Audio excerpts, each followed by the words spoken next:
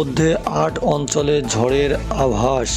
আসসালামু আলাইকুম দর্শক মণ্ডলী, সবাই কেমন আছেন? প্রতি মুহূর্তে আপনাদেরকে জানিয়ে দিচ্ছি আবহাওয়ার সর্বশেষ খবর।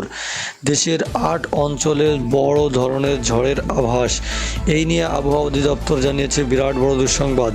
আপনি কোন জেলা থেকে আমাদের ভিডিওটি দেখছেন এবং আপনার এলাকায় বৃষ্টি হচ্ছে কিনা সেটা অবশ্যই আমাদেরকে কমেন্ট করে জানাবেন এবং পরবর্তী আপডেট জানার জন্য অবশ্যই আমাদের চ্যানেলটিকে সাবস্ক্রাইব করে রাখবেন। আসুন আমার বিস্তারিত জানা যাক। দেশের ৮ অঞ্চলে ঝড়ের পূর্বাভাস।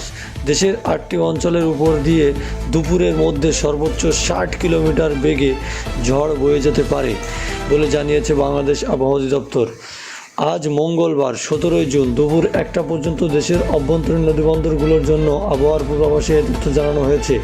এতে বলা হয়েছে যশোর, খুলনা, বরিশাল, পটুয়াখালী, নোয়াখালী, কুমিল্লা, চট্টগ্রাম এবং কক্সবাজার অঞ্চলের ওপর দিয়ে দক্ষিণ পূর্ব দিক থেকে ঘন্টায় ৪৫ থেকে ৬০ কিলোমিটার বেগে বৃষ্টিসহ বজ্রসহ বৃষ্টি হতে পারে। এই সমস্ত এলাকার নদীবন্দরগুলোকে ১ নম্বর সতর্ক সংকেত দেখাতে বলা হয়েছে। এদিকে আবহাওয়া অধিদপ্তর জানিয়েছে মৌসুমি বায়ু দেশের দক্ষিণাঞ্চলে সক্রিয় এবং তা অন্যত্র মোটামুটি সক্রিয় এবং উত্তর